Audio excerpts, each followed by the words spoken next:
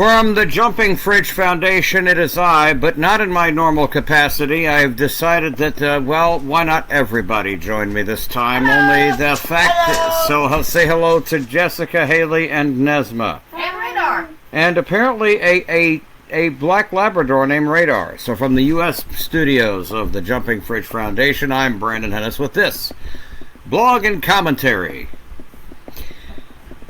This is Saturday. Well, yes, Technology has evolved in multiple ways. When technology meets human disconnection is when we become very concerned about humanity as a whole. But has artificial intelligence been the only reason? And the answer is actually no. How is it no? Because as social media began to become more popular in the early 2000s, less acceptance of people's personalities and differences became more commonplace, as people could go more public with their viewpoints on a more frequent level than just during radio talk shows and other sorts of assorted mediums. As a matter of fact, in 2004, most social media sites were very limited to the public information you would find. Sure, newspaper blogs and newspaper articles would produce plenty of information. Sure, there'd be a lot of commentary from editors and editorials from people. Sure, they may have had light-level blogs, if you could call them that, back in '04. They were just simply people venting about various things in their own personal life. If somebody said Joe Wadley was my boss and absolutely screwed me over, nobody would think to look up who Joe Wadley was. But if now, in today's 2026 age of technology, you made that same gesture in your blog post, you might get sued for defamation of character because Joe might actually know who you are and know that you posted before you ever knew he knew, because of the way social media is. What about as it relates to rare conditions?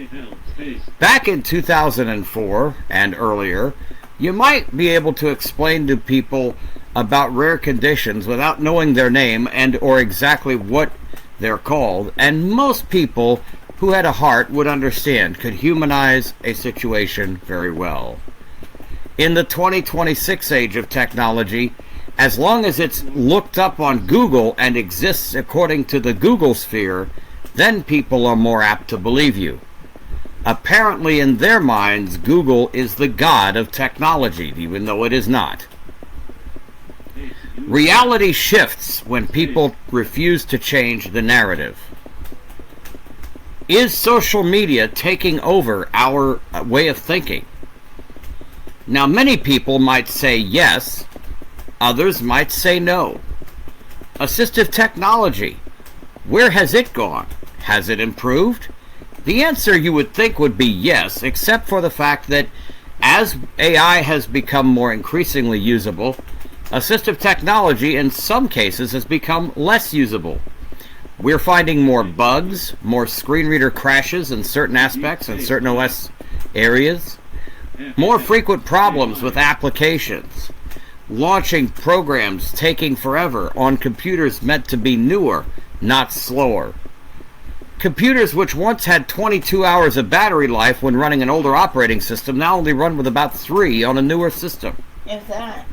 Most gaming laptops, in fact, tend to run a lower battery power, at the expense of the fan running at a high rate of speed. What is this all about? Well, the technological aspect of computers is as follows.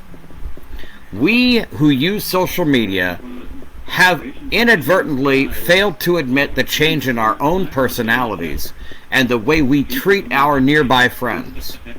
A simple hug 32 years ago is treated as inappropriate communication or contact in 2026. This should not be. We can make improvements to the way we speak to or treat others. But do we choose to? Well, the sad answer and the sad truth is absolutely not. Unfortunately, one of the things that does happen is we happen to be in an age where it again goes back to, quote, ethics, boundaries, end quote, and / or safety or unsafe, things we taught our kids, but we have over-amplified and over-exaggerated through the years. Safety is important, but we must not forget, safety means that, you feeling safe. If a person explains something they're going through, it isn't a good idea to question their situation or their circumstance. Getting to know someone actually means, first and foremost, ascertaining a knowledge of the person. What have they been through in their life? Just because their story doesn't make sense doesn't mean that it's not true. There's a difference between something not making sense and a person telling a bold-faced lie. 32 years ago, you would have seen a different surge in that.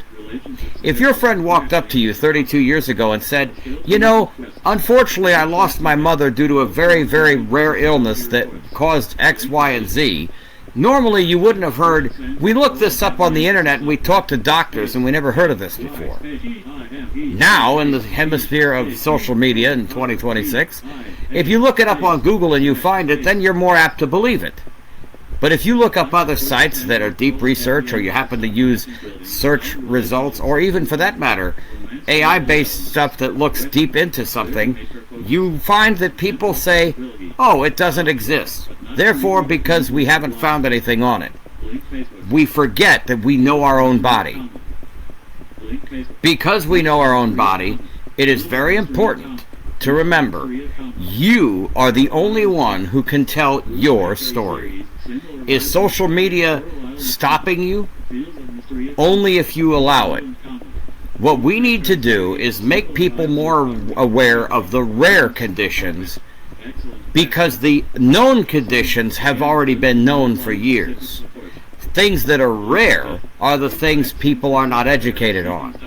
When you say, I don't know about this and I've never heard of it before, try not to judge a book by its cover. Because what you may find out is what you learn is deeper than you think.